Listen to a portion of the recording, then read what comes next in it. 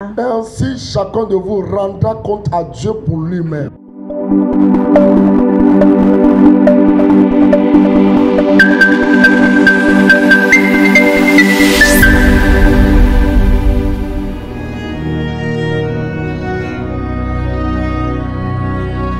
Un jour va arriver, chacun se tiendra devant le trône de Dieu et chacun rendra compte. Si nous savons ceci, nous saurons comment il faut agir, nous saurons comment il faut vivre sur la terre, nous saurons comment nous comporter. C'est pourquoi il faut le savoir, que tu rendras compte à Dieu un jour. Quand tu reconnais cela, quand tu sais cela, à chaque instant de ta vie, à chaque moment de ta vie, à chaque jour de ta vie, tu sauras comment il faut poser les pas, tu sauras comment il faut parler, tu sauras comment il faut se comporter, tu sauras comment il faut traiter avec les autres, tu sauras comment il faut traiter avec ton mari ou ta femme, comment il faut traiter avec tes enfants, comment il faut traiter avec tes parents, comment il faut traiter avec ton frère en Christ ou ta soeur en Christ, comment il faut traiter avec les païens. Parce qu'un jour tu rendras compte à Dieu. Nous n'avons pas vivre que comme si nous nous appartenons à nous-mêmes. Certains vivent comme cela. Il y en a qui vivent comme s'ils sont leurs propres créateurs, comme s'ils n'ont pas de compte à rendre à quelqu'un. Un jour, depuis le matin jusqu'au soir, jusqu'au commencement de la semaine jusqu'à la fin de la semaine, du commencement du mois jusqu'à la fin du mois, du commencement de l'année jusqu'à la fin de l'année. Il y en a qui se comportent comme s'ils n'ont pas de compte à rendre à quelqu'un. Je voudrais que nous nous détrompons ce matin. Un jour, qu'on soit chrétien ou païen, on rendra compte à Dieu. C'est ça ce qui change tout dans ta vie. C'est ça ce qui t'amène à bien te comporter. C'est ça ce qui t'amène à bien faire usage de ton temps. C'est ce qui t'amène à bien gérer ton foyer. C'est ce qui t'amène à bien gérer les richesses que Dieu t'accorde. Parce qu'un jour tu dois rendre compte, parce que quelqu'un t'a créé,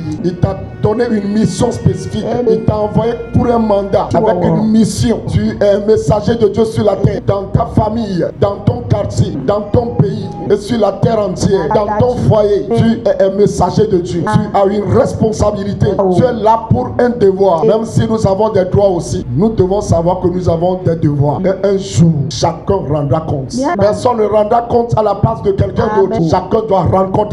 Chacun se tiendra devant le trône et tu parleras de comment tu as utilisé ta vie. C'est très important que vous notez ce passage-là. Ainsi, chacun de nous rendra compte à Dieu pour lui-même. Ça doit nous amener à la discipline. Ça doit nous amener à nous discipliner. En tant que pasteur, un jour, je rendrai compte à Dieu. En tant que mari, un jour, je rendrai compte à Dieu. En tant que femme, un jour, tu rendras compte à Dieu. En tant qu'enfant de quelqu'un, un jour, tu rendras compte à Dieu. En tant qu'ouvrier dans l'église, un jour, tu rendras compte à Dieu. Quelle que soit l'œuvre que tu fais dans le corps de Christ, un jour tu rendras compte à Dieu. Et la parole de Dieu dit, rien ne restera caché, tout sera mis à découvert. Tout ce que tu fais aujourd'hui et tu penses que personne ne te voit, il y a quelqu'un qui te voit, quelqu'un qui a les yeux partout, s'appelle Dieu. Il voit le comportement de chacun de nous. Tout ce que tu fais, c'est enregistré en détail et on te montrera tous les jours là devant le fait accompli. Bien-aimé dans le Seigneur, c'est très important, je le dis en ce premier jour de décembre, afin que dans ce dernier mois tu puisses te mettre en règle avec Dieu, avec toi-même aussi, tes semblables aussi. Là où tu ne fais pas bien, afin que tu puisses corriger. C'est très important parce que tu rendras compte, quel que soit comment tu te sens libre, même si tu n'as pas quelqu'un, un parent devant toi, même si tu es une femme libre, tu n'as pas un mari, une femme chez toi, même si tu es un enfant, tu n'as pas de parents, il n'y a personne qui t'encadre. Ne vis pas comme si tu t'appartiens toi-même. Quel que soit ton rang social, quelle que soit ta puissance, quelle que soit ton autorité, quelle que soit ta richesse, ta pauvreté, un jour, chacun rendra compte à Dieu. On rendra compte à Dieu par rapport à quoi? Par rapport à comment tu as utilisé ta vie. Comment tu as utilisé ta vie. Comment tu as utilisé ta vie. Comment tu as utilisé ton corps.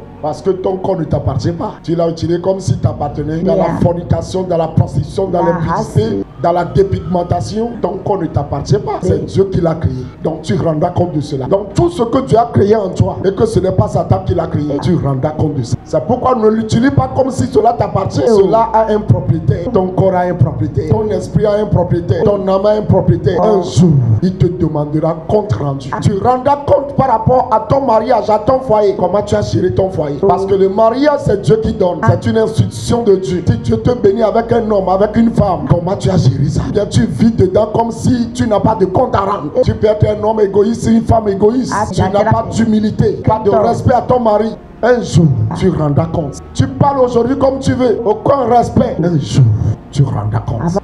Les enfants que Dieu t'a confiés, ce n'est pas pour toi. Les enfants, c'est pour Dieu. Pas tu es seulement un canal par lequel Dieu est passé. Les enfants, c'est pour Dieu. Tu rendras compte comment tu les as éduqués. C'est pourquoi tu ne vas pas éduquer les enfants de la manière dont tu veux. C'est des propriétés de Dieu. C'est des vases de Dieu. Tu te les as confiés afin que tu en prennes soin, afin que tu les conduis dans la bonne voie. C'est pourquoi ta responsabilité, c'est de les conduire dans les enseignements chrétiens, dans la crainte de l'Éternel. Enseigne tes enfants la crainte de Dieu. Enseigne-leur la crainte de Dieu. Et si l'enfant ne reçoit pas lui-même, un jour, il rendra compte aussi. Tu rendras compte à Dieu par rapport à tous les biens que Dieu t'a donnés. Il y en a qui pensent que c'est Dieu qui m'a donné. C'est moi-même qui ai trouvé. Tu n'as pas trouvé toi-même. Il y en a qui se sont battus, ils sont allés, ils n'ont rien trouvé. Le travail que tu as trouvé là, il y a des gens qui ont fait sacrifice dans l'idolâtrie, tout simplement pour avoir ce travail-là. Mais toi, tu l'as eu. Et tu vas penser que c'est toi-même. C'est moi-même qui ai trouvé le travail. C'est moi-même qui me suis enrichi. C'est la tromperie. Les gens ont cherché, ils n'ont pas trouvé. Mais par la grâce de Dieu, toi, tu l'as eu. C'est un signe qu'un jour, tu rendras compte à Dieu par rapport à ça. Tout ce que Dieu t'a donné comme finance, c'est pour un but. C'est l'Éternel qui enrichit. C'est l'Éternel qui bénit. Si tu as trouvé, c'est une grâce sur ta vie. Tu rendras compte. Tu rendras compte de tous les dons de Dieu dans ta vie. Les dons que Dieu t'a confiés, ce ne sont pas tes propres dons. L'arbre n'a jamais porté le fruit pour lui-même. Jamais. Les dons que Dieu te confie, ce n'est pas pour toi-même. C'est pour l'intérêt des autres. Tout comme un arbre porte du fruit et des gens viennent cueillir. Ils mangent. Mais quel est l'avantage de l'arbre là? Son profit là, c'est que Dieu l'arrose. Dieu lui envoie de la pluie. Dieu lui envoie le soleil. Dieu lui donne du vent. Et quand il porte du fruit, ce n'est pas pour lui-même. Il rendra compte. De la même manière, Dieu nous a fait des dons. Chacun des dons. Il n'y a pas quelqu'un sur la terre qui n'a pas de dons. Chaque personne sur la terre a un don. Et c'est à cause de ce don-là que tu fais un travail. Tu es travailleur parce que tu as un don de Dieu. Et ce don-là, un jour, tu rendras compte à Dieu. Tu es ouvrier à l'église. Tu as le don de chanter,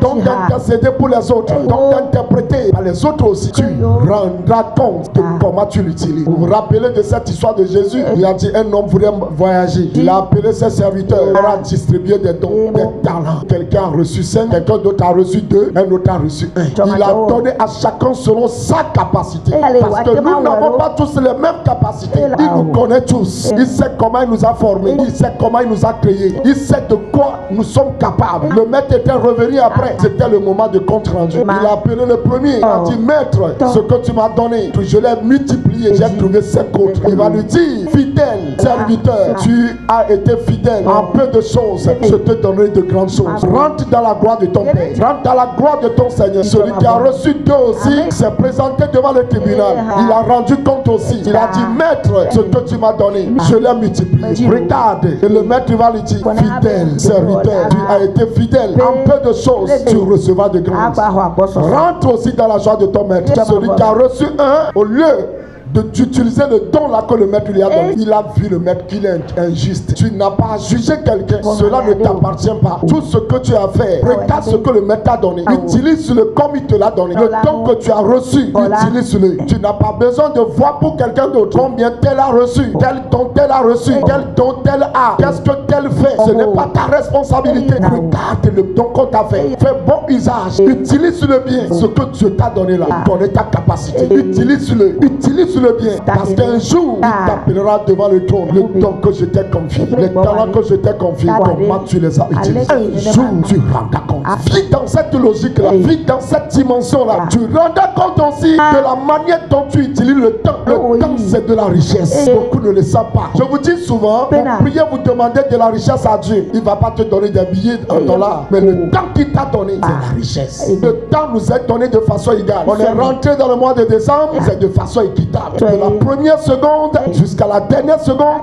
Dieu me l'a donné. Dieu te l'a donné. Mais comment tu vas l'utiliser? C'est ça qui est très important. Si tu sais investir ton temps, tu récolteras les fruits. Le temps, c'est de l'argent, comme le disent les Anglais. Time is money. C'est pourquoi ils savent comment utiliser le temps. Même quand il pleut là, tu vois un Anglais, il sort. Même dans la pluie, il est en train de faire le commerce. Parce que pour lui, la pluie ne doit pas l'empêcher de faire bon usage de son temps. Le soleil ne doit pas l'empêcher de faire bon usage de son temps. Parce que le temps, c'est la richesse. Le temps de la valeur. Seulement ceux qui ne connaissent pas la valeur du temps, ce sont eux qui dormiront. Plus plus qu'il ne travaille. Mais n'oublie pas, Dieu nous a donné le temps là de façon équitable. Comment tu gères ça? Et à la fin de compte, tu diras, je n'ai rien trouvé. À la fin du temps, tu diras, je n'ai rien moissonné. Le temps que je t'ai donné là, les 70 ans, les 80 ans, les 100 ans, tout ce temps-là que je t'ai donné, comment tu l'as utilisé? Tu rends compte à Dieu. Toi qui le temps qui vient à l'église en retard, un jour tu te tiendras devant le trône. Tu rends compte à Dieu. Comment tu utilises le temps? C'est toujours en retard, tu viens à l'église.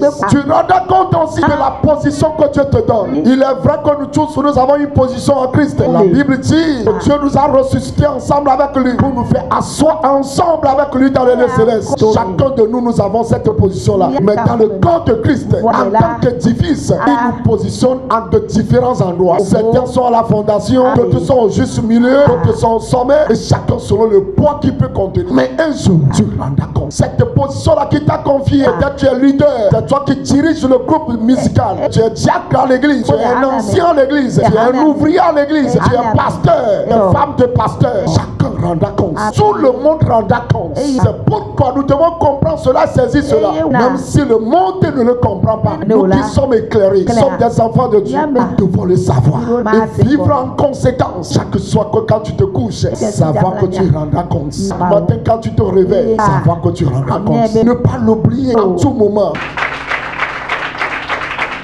La question avant qu'on me prie, quel compte rendu tu donneras? Si tu essaies de t'analyser toi-même, si tu essaies de te juger toi-même, il n'y aura plus de jugement pour toi. Le sage, c'est celui qui chaque soir essaie de voir comment il a géré tout. Dans cette journée, comment j'ai géré tout. Et quand il n'a pas bien fait, corrige en même temps. Celui qui se juge lui-même, il se juge lui-même. Le jugement ne le surprendra pas. Nous sommes à la fin de l'année. Il y aura des comptes rendus dans les bureaux, dans les sociétés, dans les entreprises. Il n'y a que certains chrétiens qui ne s'évaluent pas. Ils rentrent dans la nouvelle année avec les mêmes erreurs. Et les années changent de main. Mais rien ne change dans leur. Pourquoi? Ils n'ont pas pris le temps de s'asseoir afin d'analyser les choses, afin de se juger soi-même. Voilà là où on n'a pas bien fait, là où je n'ai pas bien géré, là où je ne me suis pas bien comporté. Rectifier là où il faut rectifier. Par Dieu, lui, il est éternel. Il n'est pas soumis au temps. On nous a divisé le temps en secondes, en minutes, en heures, en jours, en semaines, en mois, en trimestre, en semestre, en année, pour qu'on puisse s'évaluer. C'est pour que tu puisses t'évaluer.